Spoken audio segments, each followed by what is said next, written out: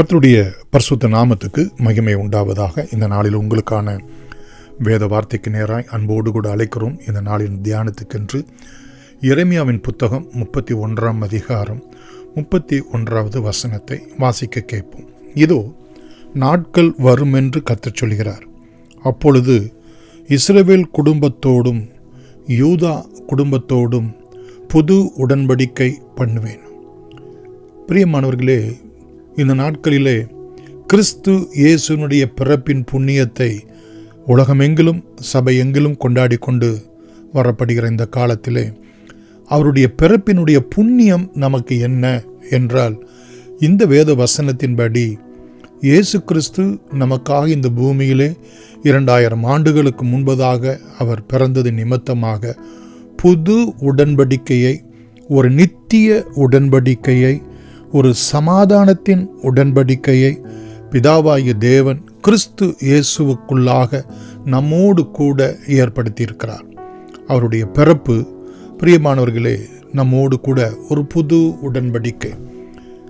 கர்த்தர் நல்லவர். பழைய உடன்படிக்கை என்று ஒன்று உண்டு. அது மோசேயின் மூலமாக இஸ்ரவேல் ஜனங்களோடு கூட நியாயப்பிரமாணத்தை கொண்டு, பிரியமானவர்களே, கர்த்தர் நல்லவர், அவருடைய கிருபை என்றும் உள்ளது, விருத்தச்சேதனம் என்கிற ஒன்றை அடையாளமாக கொண்டு அங்கே காணப்பட்டது. இப்பொழுது இயேசு கிறிஸ்து நமக்காக இந்த பூமியிலே, பிரியமானவர்களே, மனுஷன் ஆனாரே.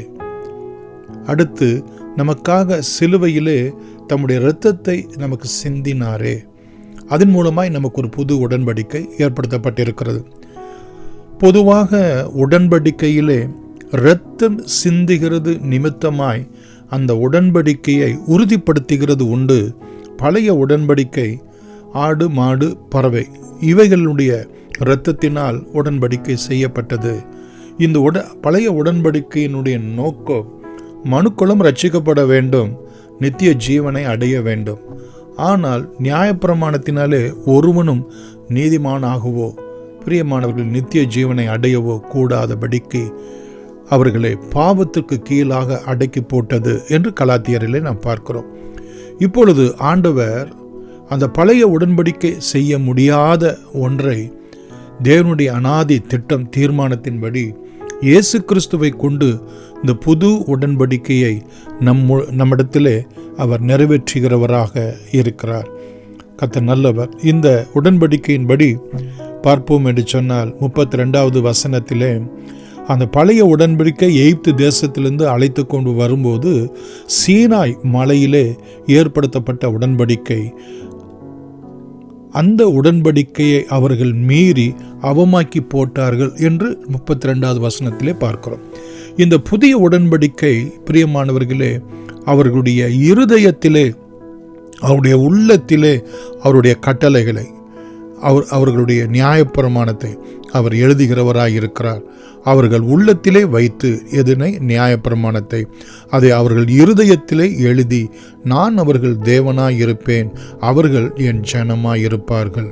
கர்த்தர் நல்லவர், அவருடைய கிருபை என்றும் உள்ளது. 34வது வசனத்திலே நாம் பார்ப்போம் என்று சொன்னால், இந்த புது உடன்படிக்கையின்படி எல்லாரும் என்னை அறிந்து கொள்வார்கள் என்று கர்த்தர் சொல்லுகிறார்.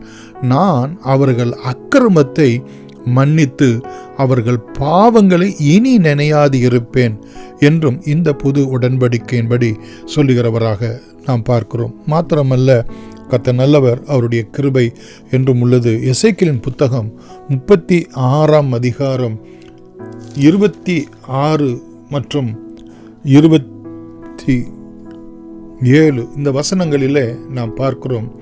உங்களுக்கு நவமான இருதயத்தை கொடுத்து, ஒரு புதிய இருதயத்தை கொடுத்து, உங்கள் உள்ளத்திலே புதிதான ஆவியை கட்டளையிட்டு, கல்லான இருதயத்தை உங்கள் மாம்சத்திலிருந்து எடுத்து போட்டு சதையான இருதயத்தை உங்களுக்கு கொடுப்பேன். உங்கள் உள்ளத்தில் என் ஆவியை வைத்து உங்களை என் கட்டளைகளின்படி நடக்கவும் என் நியாயங்களை கை கொள்ளவும் அவைகளின்படி செய்வேன் என்று இந்த புது உடன்படிக்கை பரிசுத்த ஆவியினாலே நமக்குள் நிறைவேறுகிறதாக அவர் அந்த நியாயப்பிரமாணத்தை கை கொள்ள ஒரு புது இருதயத்தை, ஒரு புது உள்ளத்தை நமக்கு கொடுக்கிறவராக இருக்கிறார் என்றும் அங்கே நாம் பார்க்கிறோம். கர்த்தர் நல்லவர், அவருடைய கிருபை என்றும் உள்ளது. தொடர்ந்து பிரியமானவர்களே, எரேமியாவின் புத்தகம் 32ஆம் அதிகாரம், எரேமியாவின் புத்தகம் 32ஆம் அதிகாரம் 40வது வசனத்திலே நாம் பார்ப்போம் என்று சொன்னால், பிரியமானவர்களே, அவர்களுக்கு நன்மை செய்யும்படி நான் அவர்களை விட்டு பின்வாங்குவது இல்லை என்கிற நித்திய உடன்படிக்கையை அவர்களோடே பண்ணி அவர்கள் என்னை விட்டு அகன்று போகாதபடிக்கு எனக்கு பயப்படும் பயத்தை அவர்கள் இருதயத்திலே வைப்பேன் என்றும் ஆண்டவர் இந்த புதிய உடன்படிக்கை நித்திய உடன்படிக்கையாக அவர் ஏற்படுத்துகிறதையும் நாம் பார்க்கிறோம். கர்த்தர் நல்லவர், அவருடைய கிருபை என்றும் உள்ளது.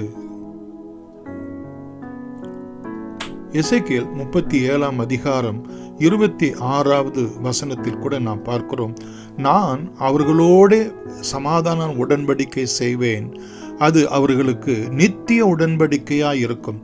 இயேசு கிறிஸ்துவை கொண்டு தேவன் நம்மோடு கூட செய்கிற உடன்படிக்கையானது சமாதான உடன்படிக்கை, நித்திய உடன்படிக்கை என்றும் அங்கே நான் பார்க்கிறோம்.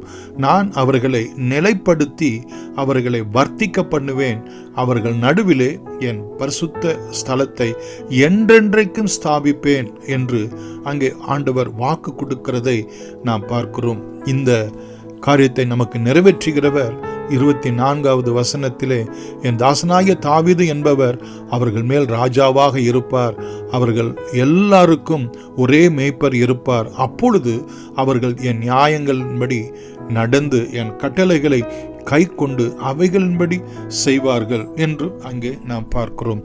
கர்த்தர் நல்லவர். இவையெல்லாம் நம்முடைய வாழ்க்கையில எப்படி நிறைவேறிற்று என்பதை குறித்து எபிரேயருக்கு எழுதின நிருபம், பிரியமானவர்களே, 8ஆம் அதிகாரம் 8வது வசனத்தில் இருந்து நாம் பார்ப்போம் என்று சொன்னால், 7வது வசனத்தில் கூட அந்த முதலாவது உடன்படிக்கை மோசையின் மூலமாக பிழை இல்லாது இருந்தால் 2ஆம் உடன்படிக்கைக்கு இடம் தேட வேண்டுவது இல்லையே.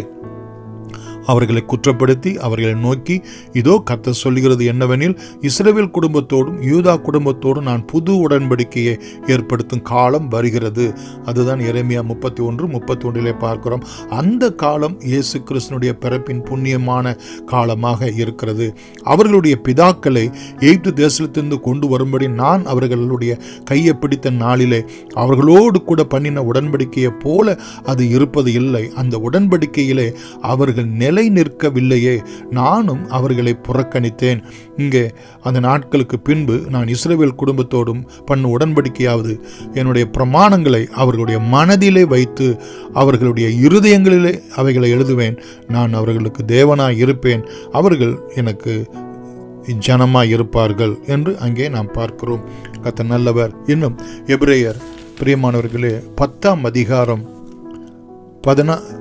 16 முதல் இந்த புது உடன்படிக்கையை தேவன் எப்படி நிறைவேற்றுகிறார் கிறிஸ்து இயேசுவுக்குள் என்பதை அங்கே நாம் பார்க்கிறோம். கர்த்தர் நல்லவர், அவருடைய கிருபை என்றும் உள்ளது.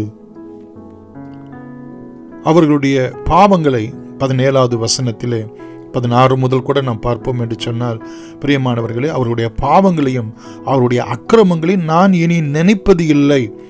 இவைகள் மன்னிக்கப்பட்டது உண்டானால் இனி பாவத்தின் நிமித்தம் பலி செலுத்தப்பட வேண்டியதும் இல்லை. கர்த்தர் நல்லவர். 9வது வசனத்தில் கூட நாம் பார்ப்போம் என்று சொன்னால், 8வது வசனம் முதற்கொண்டு பலியையும் காணிக்கையும் சர்வாங்க தகன பலியும் பாவர் நிவாரண பலிகளையும் நீர் விரும்பவில்லை, அவைகள் உமக்கு பிரியமானதல்ல என்று சொன்ன பின்பு, தேவனே, உம்முடைய சித்தத்தின்படி செய்ய வருகிறேன். 2வதை நிலைநிறுத்துவதற்கு, 2வது என்றால் புது உடன்படிக்கையை நிலைநிறுத்துவதற்கு 1வதை நீக்கி போடுகிறார். இயேசு கிறிஸ்துனுடைய சரீரம் இந்த பூமியிலே அவர் மனிதனாய் பிறந்தத அந்த சரீரம் ஒரே தரம் பலியிடப்பட்டதினால் அந்த சித்தத்தின்படி நாம் பரிசுத்தமாக்கப்பட்டிருக்கிறோம், சுத்திகரிக்கப்பட்டிருக்கிறோம் என்றெல்லாம் அங்கே நாம் பார்க்கிறோம். ஹல்லேலூயா.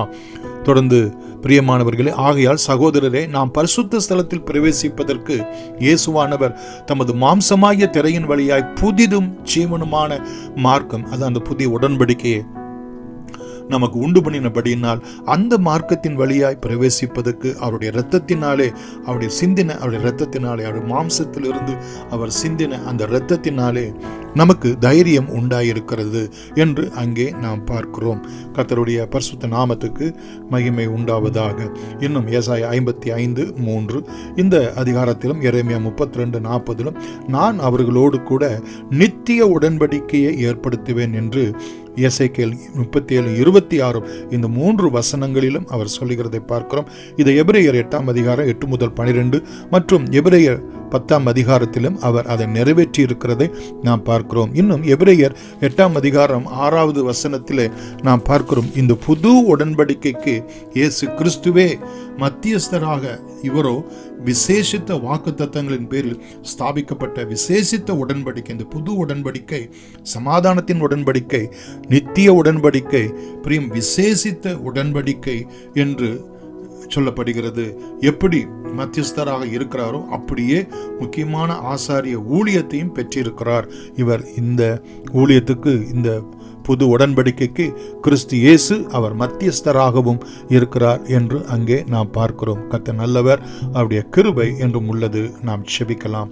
மகா இரக்கமும் கிருபையும் உள்ள எங்கள் அன்பின் பிதாவே, இந்த பூமியிலே நாங்கள் கிறிஸ்து இயேசுனுடைய பிறப்பின் கொண்டாடக்கூடிய இந்த நாட்களிலே நான் ஒரு புது உடன்படிக்கையை ஏற்படுத்துவேன் என்கிற வார்த்தையின்படி எங்களுக்கு புது உடன்படிக்கையாக இயேசு கிறிஸ்துனுடைய வெளியேறப்பெற்ற இரத்தத்தினால் மத்தேயு 26:28, லூக்கா 22:20 இந்த வசனங்களினாலும் எபிரேயர் 9:20 இந்த வசனங்களினாலும் தேவன் உங்களுக்கு கட்டளையிட்ட உடன்படிக்கை இரத்தம் இதுவே என்று தகப்பனே சொன்ன அந்த வார்த்தையின்படியே இரத்தம் சிந்துதல் இல்லாமல் பாவ மன்னிப்பு இல்லையே என்கிற எங்களுடைய பாவங்களை அகற்ற நீர் எங்களோடு கூட என்றென்றைக்கும் தேவனாய் இருக்க, நாங்கள் உம்முடைய ஜனமாய் இருக்க, எங்கள் இருதயம் புதிதான இருதயமாய் கிறிஸ்துவுக்குள் இருக்கிறவர்கள் புது சிருஷ்டியாய் இருக்கிறார்கள் என்கிற வேத வசனத்தின் பிரகாரம் ஆண்டவரே, இந்த பூமியிலே நீர் எங்களுக்காக வந்தமைக்காக, அந்த உடன்படிக்கையை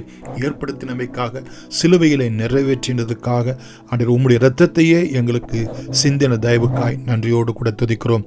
எங்களுக்கு ஒரு புதிதும் ஜீவனுமான ஒரு மார்க்கத்தை பிதாவை நாங்கள் சேரும்படியாய் நீர் எங்களை ஏற்படுத்தினீர், ஒப்புரவாக்கினீர். அந்த ஒப்புரவாக்குதலுடைய ஊழியத்தையும் நீர் எங்களுக்கு கொடுத்தீர் என்றெல்லாம் நாங்கள் வேதத்திலே பார்க்கிற வண்ணமாக இந்த கிறிஸ்மஸ் நாட்களிலே எத்தனை பேர் இந்த புது உடன்படிக்கையாக இயேசு கிறிஸ்துனுடைய வெளியேறப்பட்ட இரத்தத்தின் புண்ணியத்துக்குள் கொண்டு வர முடியுமோ, வேத புத்தகங்கள் மூலமாக, புதிய ஏற்பாடு மூலமாக, காஸ்பல் புக்கு மூலமாக, எங்கள் செபங்கள் மூலமாக, சாட்சிகள் மூலமாக, நல்ல கிறிஸ்துவ கேலண்டர், வசன கேலண்டர்கள் மூலமாக அவர்களுக்கு பகிர்ந்து கொள்ள ஆண்டவர் எங்களுக்கு கிருபை பாராட்டி அருளும்படி இயேசுவின் நாமத்தில் நன்றியோடு வேண்டுகிறோம். எங்கள் ஜீவனுள்ள அன்பின் பிதாவே, ஆமேன்.